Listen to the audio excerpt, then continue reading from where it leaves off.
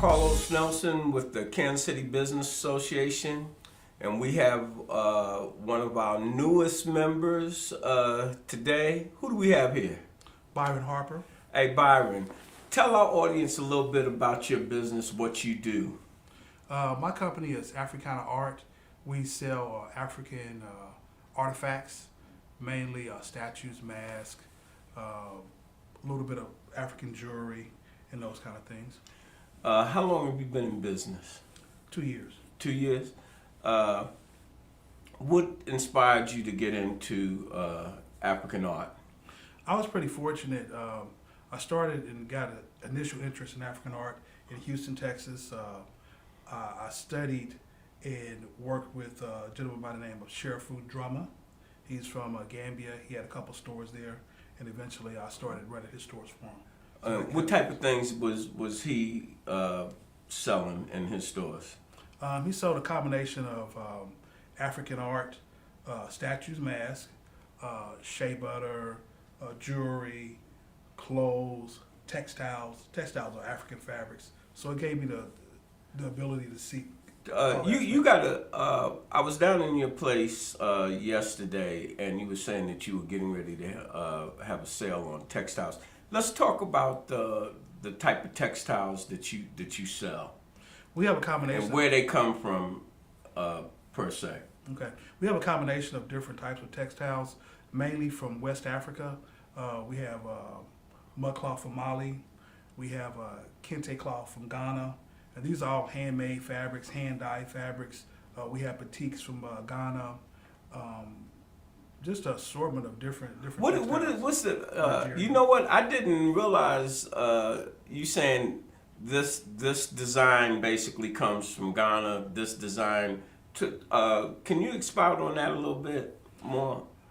Right. Several African countries, they have their own techniques. Whether it's dyeing, whether they're using looms to assemble the fabrics. In the Congo, for example, they have what's called kuba cloth, which is a material made out of raffia. It's kind of a grassy material. That material is very intricate. It's started by the men. The men started off making it. The women do the finishing touches. So it's a combination of bringing the community together with these different fabrics and different techniques of doing African artifacts. East Africa, West Africa, is there a significant difference in Central Africa and not only the kente cloths, the art forms? Because when I was down to your place yesterday and looking at some of the masks and looking at some of the statues, you mentioned the Dogon tribe, and I was familiar with the Dogon tribe.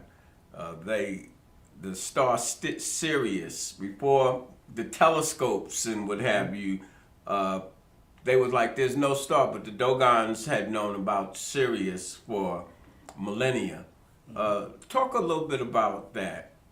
The Dogon. So most of your carvings, wood carvings, come from Central and West Africa. East Africa does some things. The Makande tribe there, they do a few things. South Africa, it's normally not as much wood carvings, but more stone carvings. Didn't know that. Okay.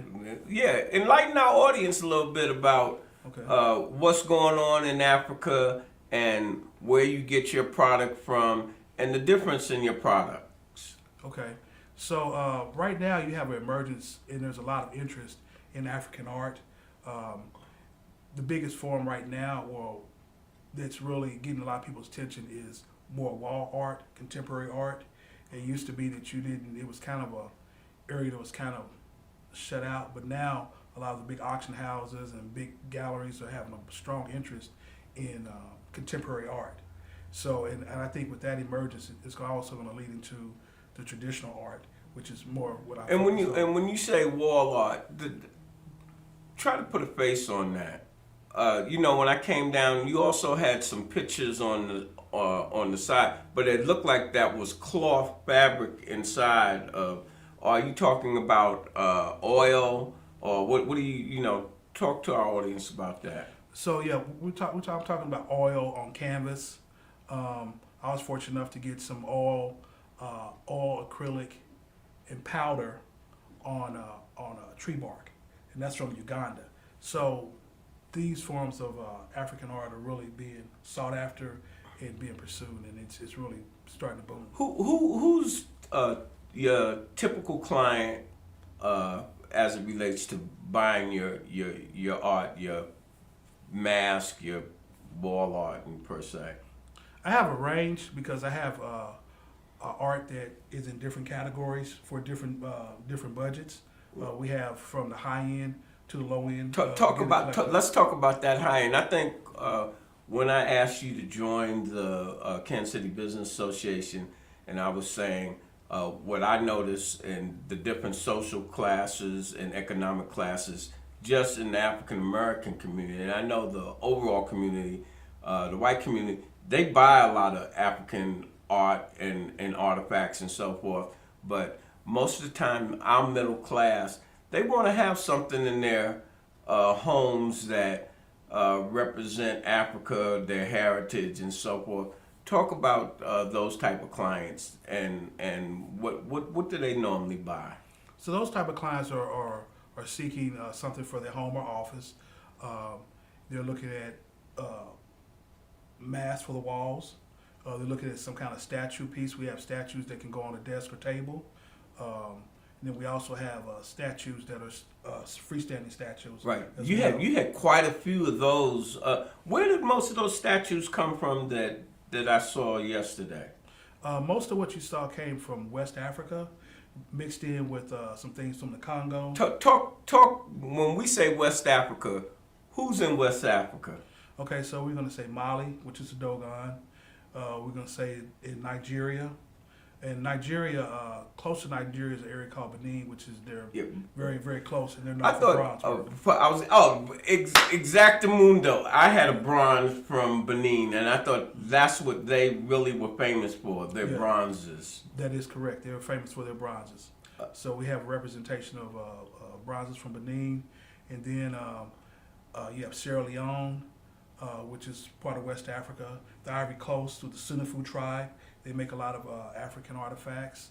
And then the Congo is a very big contributor to African artifacts. All right. I just saw in the news last week that Ethiopia, one of their crowns, were just returned to them from, I think, Sweden, and that looked like it was a bronze piece. Talk about where you see your business going here in Kansas City, future.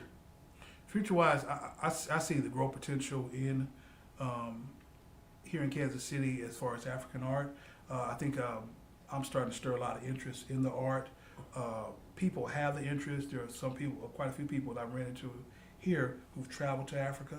So I'm bringing it here locally where you can have a place to come and get it. Matter of fact, last night I had a conversation with the ex-superintendent of Lee Summit, Dennis Carpenter, and he was trying to put together a group of people, 20 people. He had just come, him and his wife had been over in Ghana, and he was trying to get back this summer. Mm-hmm. Do they have, are they included in this repertoire of statues and textiles? Ghana is an intricate part. They do a lot of like your new manufacturing of African artifacts. Kente cloth is from Ghana, very well respected, very eloquent fabric, and there's some other. They have some good bronze pieces from Ghana. Ghana has a mix of good African art across the board. All right, and so what would you like to say to our community in closing? Would give them your information, how they can contact you, where you're located, and give them also a price range that you have something for everybody. Okay, so price range wise, we have prices, artifacts and different objects from Africa from $5 up into several thousand. We have a combination of beads. Um, That's what statues, I rings. left out Yeah. because you had some beautiful necklaces Mm-hmm. and things of that nature. Talk about that before we close, also. Okay, so we have some custom-made jewelry that's made out of copper. It's very extravagant looking. It was very eloquent. nice. Yeah. I'm saying, you women, he has some pieces that some of you would die for, chokers and things of that nature.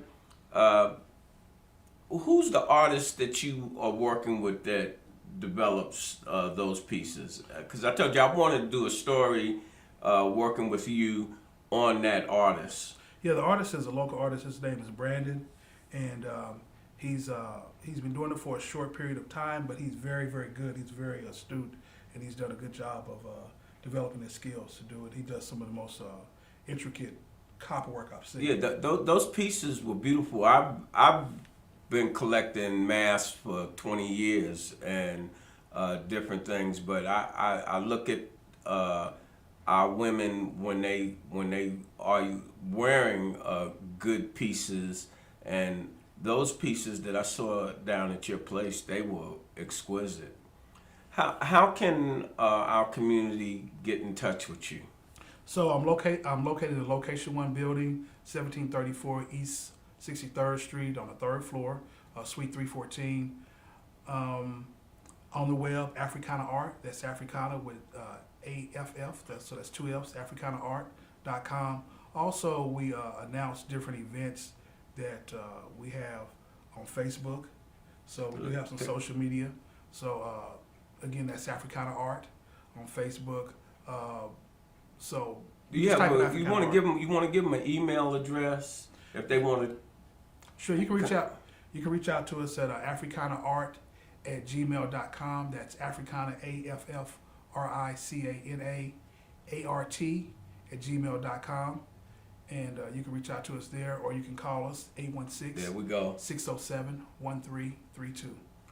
All right. In closing, as we always say, when you invest in your community, you're really just investing in yourself.